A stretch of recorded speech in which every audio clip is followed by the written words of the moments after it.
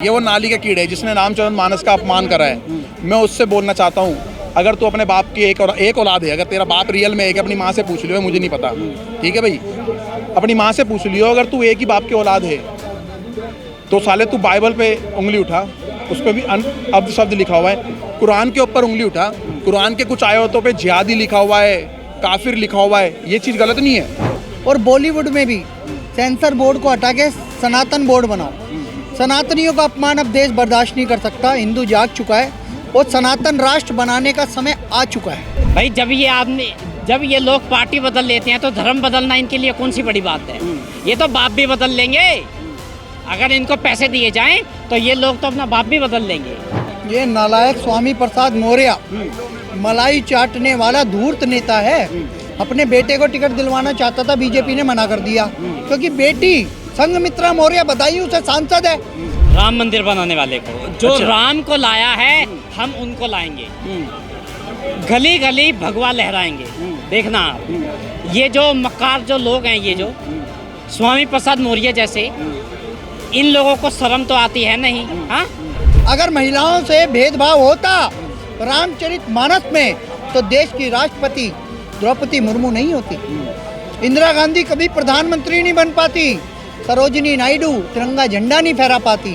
अगर महिलाओं से बैर होता तो विपक्ष की नेता सुषमा स्वराज नहीं होती। ये साले पता नहीं कहाँ किस घेरे में खड़े होकर के बोलते हैं। अगर ये दिल्ली एनसीआर में होते ना, मैं सालों को मारता, भगा के दौड़ा करके मारता मैं, ठीक है जी। मेरे को तो ये समझ नहीं आ रहा सनातनियों पे कब आप लोग बाहर रोड पे होकर निकल के आओगे। अगर यही बात और गिरंतों पे करी जाती, कुरान के ऊपर करी जाती, बाइबल के ऊपर करी जाती, तो मेरे को लगता पूरे भारत का ना घेराव कर लिया होता कहीं। अब बस एक ही कार्य कर दो योगी जी, मोदी जी, जैसे इंदिरा गांधी ने इमरजेंसी लगा के 18 महीने तक सभी नेताओं को जेल में बंद किया था, आप संवैधानिक तरीके से सभी नेताओं को संसद में खड़ा करके पूर्ण बहुमत की सरकार के साथ एक प्रस्ताव रखो कि सेकुलर वर्ड हटा के हम वहाँ लिखते हैं सनातन राष्ट्र, हिंदू राष्ट्र, और ये भारत हिंदू राष्ट्र है।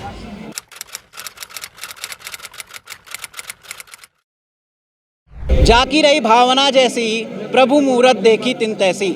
नमस्कार, मैं विशाल सिंह और आप देखना शुरू कर चुके हैं ट्रेंड भारत। इन दिनों एक चर्चा का विषय बना हुआ है, जिसे आस्था में होना चाहिए वो चर्चा में चल रहा है। मैं बात कर रहा हूँ रामचरितमानस की। आखिर कब तक हिंदुओं के, कब तक सनातनियों के धर्म ग्रंथ पर प्रहार किया जाएगा? आखिर कब तक हमेशा प्रहार करते करते हमेशा सिर्फ धार्मिक गतिविधियों पर प्रहार किया जाता है? सनातन मेरे साथ हैं, क्या नाम है आपका? स्वतंत्र भारद्वाज। स्वतंत्र भारद्वाज। ये बताइए कि रामचरितमानस को लेकर तमाम चीज़ें चल रही हैं, कोई प्रतियां जला रहा है, कोई कुछ कर रहा है, क्यों आखिर में? देखिए, क्योंकि उनको पता है कि हिंदू सबसे सहनशील है। हिंदू का धर्म ग्रंथ जला दीजिए, भगवत गीता जला दीजिए, मनुस्मृति जला दीजिए, कोई मतलब नहीं है, क्योंकि हिंदू सबसे सहनशील है। हिंदू स्वतंत्रता का नारा करता नहीं है, वो सिर्फ देखता है कि मेरा संविधान है, संविधान के तहत हम लोग कानूनी कार्रवाई करवा सकते हैं, उससे ज़्यादा कुछ नहीं करवा सकता है। उन लोग को सब पता है कि ये लोग जितने भी सहनशील हिंदू है, क्लियर बोले तो बुजदिल हिंदू है, जो इस पर आवाज़ नहीं उठा रहा है। रामचरितमानस जल रहा है, सबको घर में चाहिए कि मेरा बेटा IAS IPS बने, किसी को मतलब नहीं है कि मेरा बेटा धर्म को जाने।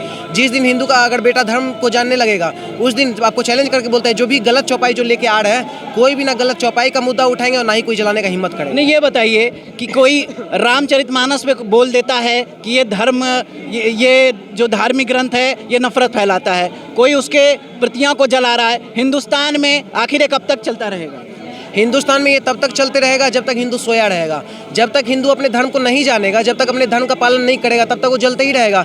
और कहीं ना कहीं आपको बता देते हैं, ये जो चौपाई वगैरह जो ये लोग सुनाते हैं, एक रामचरितमानस पे ये सुना है आपको, श्याम मानव आगे उबड़े कर नयन सात्री का बिहार के गवाड़ एक मंत्री ऐसे ये क्या बोलते हैं चंद्रशेखर यादव लगा हुआ है। यादव इसलिए खोल के बोल रहे हैं क्योंकि वो कृष्णवंशी है। कृष्णवंशी कभी भी रामचरितमानस पे सवाल उठा ही नहीं सकता है। कृष्णवंशी नहीं, गवाड़ मंत्री है, उनको ना ही कुछ चौपाई के बारे में पता है। चौपाई पढ़ते हैं वो तो आधा अधूरा पढ़ते हैं, आधा भी पढ़ता है और गलत भी पढ़ता है। उनका एक चौपाई में आपको बताते हैं, वो पढ़े थे पूजा ही विप्र सकल गुण ही ना शुद्ध ना पूजा वेद पढ़ बिना। ये चौपाई में है ही नहीं है, कहीं नहीं है। रियल आपको बताते हैं, रियल ये है कि सापत ताड़त पड़ुस कहता विप्र पूजा गावई संता पूजा ही विप्र सिल गुण ही ना शुद्ध न गुण गण ज्ञान पढ़ बिना। इसमें कोई गलती है नहीं। अगर मान लीजिए कठोर वचन दे रहा है ब्राह्मण, अगर पूजनीय, अगर मान लीजिए शूद्र, वो अगर सही, अगर उसको धर्म का ज्ञान है, अगर सब चीज़ वो कर रहा है, अगर पालन कर रहा है, अगर वो कठोर वचन नहीं दे रहा है, तो शूद्र भी पूजनीय है। तो हमारा रामचरितमानस छोटा वर्ग से लेके हर वर्ण, हर आदमीता को इंसानियत को सिखाता है और सबको जोड़ने का बात करता है। और ये सब जो भी लोग जला रहे हैं, फिर एगो ये आ गए, ये क्या बोलते हैं, नारी वाला जो बोल रहे हैं, नारी सशक्तिकरण को कमजोर कर रहे हैं। अगर रामचरितमानस का या फिर उनका उद्देश्य ऐसा रहता कि रामचरितमानस का उद्देश्य के हिसाब से ये रहता कि नारी सशक्तिकरण अगर कमजोर होता तो के कहने पे 14 साल के लिए वनवास नहीं चलाते राम जी, और ना ही सीता माँ के लिए धर्मयुद्ध करते। धर्मयुद्ध भी हुआ सीता माँ के लिए हुआ, और ना ही निषाद उनके परम मित्र होते। दलित हो, कमजोर वर्ग कोई भी हो, नारी हो, सबका अगर सशक्तिकरण मजबूत करने वाला किताब है तो एकमात्र हमारा रामचरितमानस किताब है। अच्छा ये बताइए, राम मंदिर बनाने वाले को लाएंगे या प्रतियां जलाने वाले को? राम मंदिर बनाने वाले को, जो अच्छा। राम को लाया है हम उनको लाएंगे। गली गली भगवा लहराएंगे। देखना आप, ये जो मक्कार जो लोग हैं, ये जो स्वामी प्रसाद मौर्य जैसे, इन लोगों को शर्म तो आती है नहीं। हाँ, जिन हिंदुओं से वोट लेते हैं उनकी ही आस्था को ठेस पहुंचाते हैं। हाँ, ऐसे बेशरम लोगों को तो भाई साहब जूते से मारना चाहिए। जूता निकाल के दिखा दूं मैं एक बार इनको, वैसे दिखा देना चाहिए। क्यों? ये लोग जूते के लायक हैं। इनके घर पे भाई साहब बुलडोजर भेजो, बुलडोजर भेज दो इनके घर पे, फिर देखो इनकी हालत। आप कह रहे हैं कि भगवा लहराएंगे, कहाँ से लहराएंगे? रामचरितमानस की प्रतियां जलाई जा रही हैं, हिंदू और तमाम लोग जला रहे हैं, तो कहाँ क्या गया?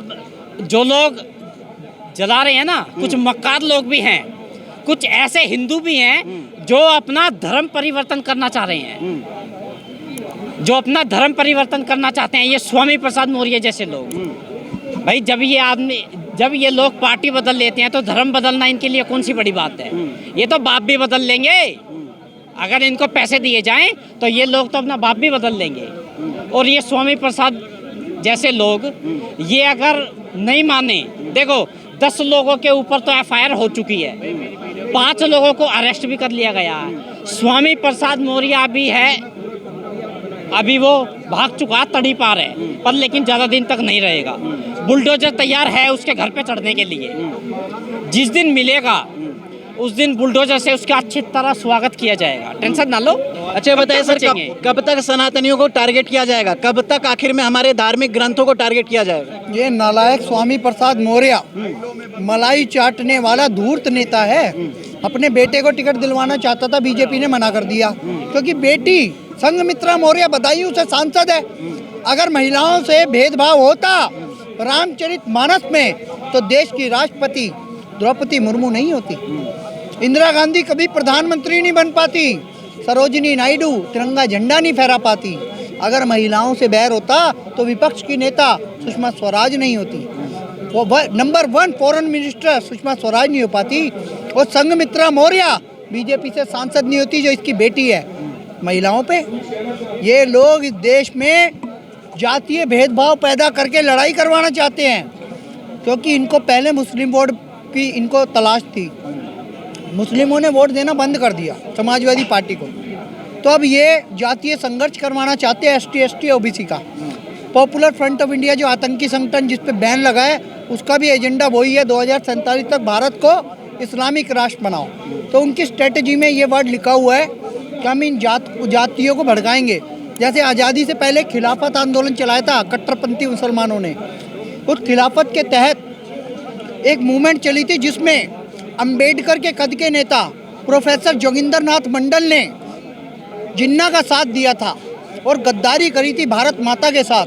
भारत माता के एक अभिन्न अंग को पाकिस्तान बना दिया गया था और पाकिस्तान में जाके वो कानून मंत्री बने थे। अच्छा सर ये बताइए, जिनको एक किताब, एक पुस्तक जो नहीं लिख पाते, आखिर वो रामचरितमानस पर कटाक्ष कर रहे हैं, तो ये क्या कब तक हिंदुस्तान सहता रहेगा? देखो मैं कहूँगा ये व्याख्या होनी चाहिए कि जो संस्कृत नहीं जाता वो संस्कृत पे टिप्पणी ना करे। अगर मेरा ज्ञान डॉक्टर वाला नहीं है तो मैं ऑपरेशन कैसे कर सकता हूँ? ये तो वही वाली बात है धर्म की भी। जब तुम्हें धर्म का मर्म नहीं पता, किसी भी धर्म की व्याख्या मत करो।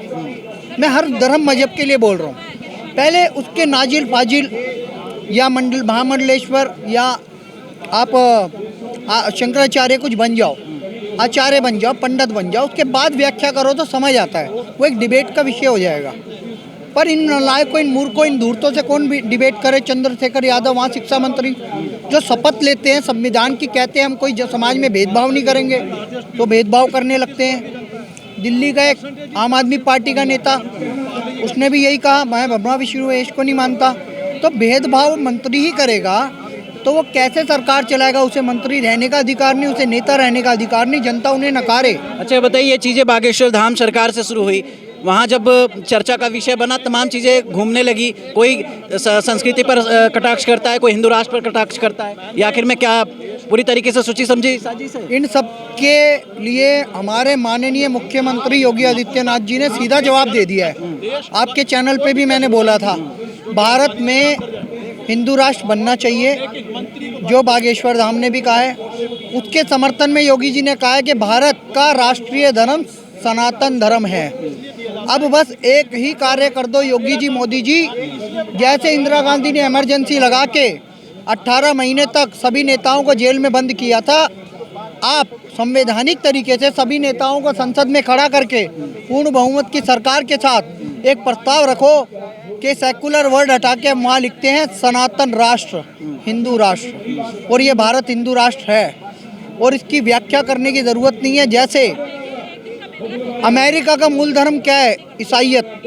वहाँ पे कोई भी राष्ट्रपति बनेगा तो वो बाइबल की शपथ लेगा, चाहे वो डोनाल्ड ट्रंप हो, चाहे वो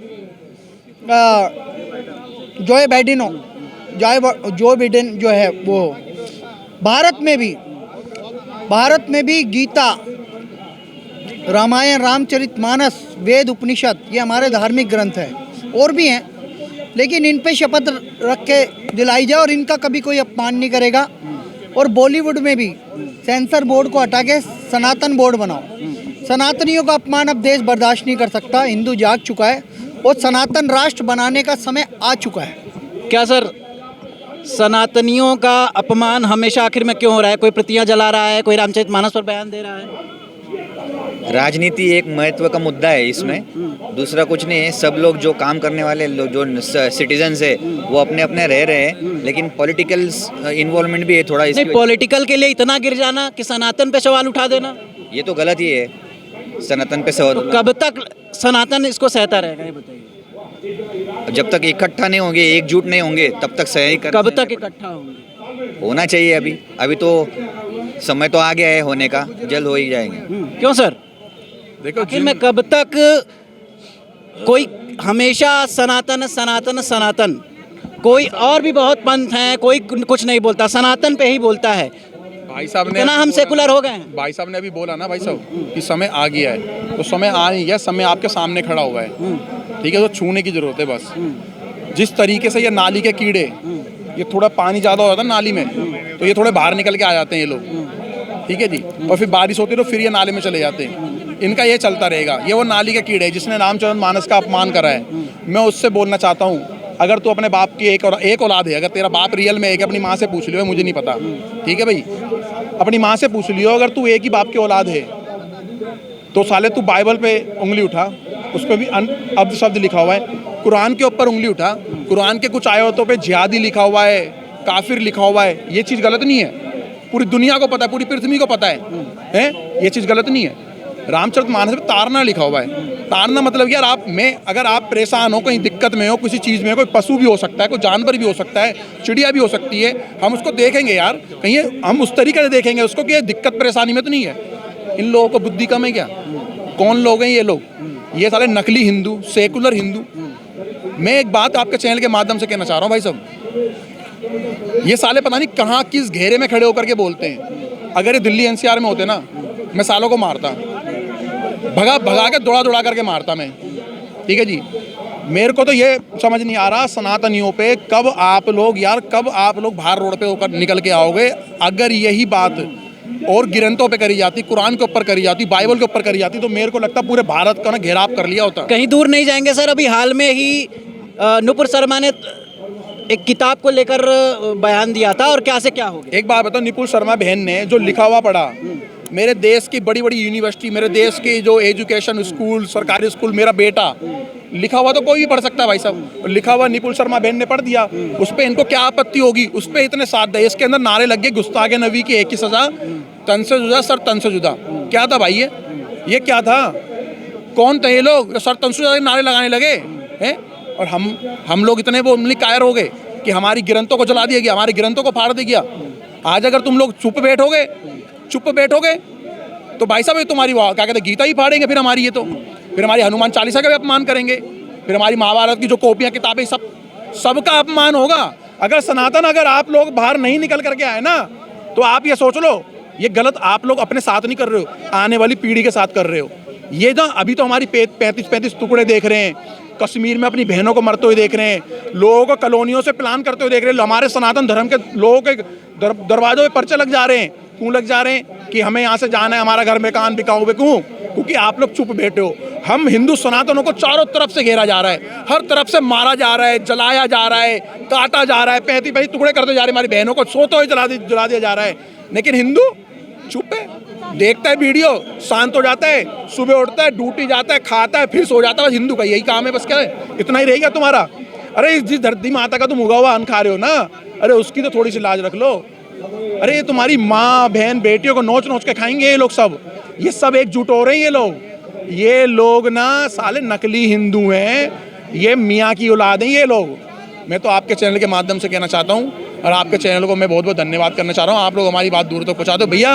अपनी ना मेरी बात पे ना आप हिंदू अगर कोई देखे तो कोई टिप्पणी कर देना। अगर तुम कायर हो, अगर तुम्हारे मुंह पे बोलने का दम नहीं है ना, तो कमेंट में ही बोल देना। देखो अब हमारे जो बागेश्वर धाम जी के ऊपर इतनी टिप्पणी करी जा रही है, उनको उस चीज़ से दिक्कत थोड़ी ना है कि महाराज जी जिस एरिया में जा रहे हैं 11 एरिया उन्होंने सनातन धर्म के कर दिए। बागेश्वर महाराज जी ने जिस 11 एरियो में जहाँ पर क्रिश्चियन बना दिए गए थे, बौद्ध बना दिए गए थे, उनको सबको सनातन ही कर दिया गया। तो अब ये सारे टुकड़े इकट्ठे हो गए भी। अब एक बब्बर शेर जाग गया है सनातन धर्म का, वो हिंदू नहीं है, वो कट्टर हिंदू है। इनको कट्टर हिंदू से दिक्कत हो रही है, और वो जिस एरिया में जाएगा उन्होंने भी प्रण लिया है 101 जिलों को, इलाकों को, कॉलोनियों को वो सनातन धर्म से अपना करेंगे। अब इनको उस पर टिप्पणी होने लगी, उस पर फायर दर्ज, उस पर गलत टिप्पणियाँ सनातन हमारे बागेश्वर महाराज जी पे। तो मेरा तो ये कहना है कि बहुत मुश्किल से हमारे बीच में एक बागेश्वर महाराज जी आए। अगर अब तब भी तुम लोग 100 करोड़ छोड़ो, आधे ही आ जाओ, 50 करोड़ सनातनी अगर बागेश्वर महाराज जी के सपोर्ट में नहीं आए ना, तो तुम्हारा पतन बहुत निश्चिंत है जी। सर, कभी फिल्मों के माध्यम से, कभी नेताओं के माध्यम से, कभी कोई कुछ बोल देता है, सनातन पे ही क्यों बोलता है? क्यों, कब तक होगा ये? एक्चुअली सनातन पे इसलिए बोलता है कि हमारे जो हिंदुओं में ही है ना, बहुत सारे जयचंद बैठे हुए हैं। और देखो सनातन में बोलने वाले भी यही है, जो हिंदू हैं वही बोल रहे हैं। स्वामी प्रसाद मौर्य, वो बिहार में जो चीफ मिनिस्टर, जो एजुकेशन मिनिस्टर था, वो जो कौन था, वो हेल्थ मिनिस्टर है चंद्रशेखर, उसने बोला। अभी कोई और बोल रहा है, अब उसको फाड़ा जा रहा है, जलाया जा रहा है। तो मैं ये कह रहा हूँ कि जब हमारे अंदर ही अभी कम से कम हम बोल तो रहे हैं ना सनातन धर्म के बारे में। 2000 जब मोदी नहीं आया था, 2019 से पहले तो कोई बोलता ही नहीं था। 2015-16 से मतलब मोदी जी आए, उससे पहले कोई नहीं बोलता। बोल रहे हैं, कम से कम हिंदू जाग चुका है। तो अब ये जो जाग चुका है, इनसे ये पूछो कि ये जो बोल रहे हैं, ये इतना रामचरितमानस के बारे में, सनातन धर्म को जो अटैक कर रहे हैं, इनको ये पूछो कि क्या तुम हिंदू मुसलमानों के कुरान के बारे में कुछ बोल सकते हो?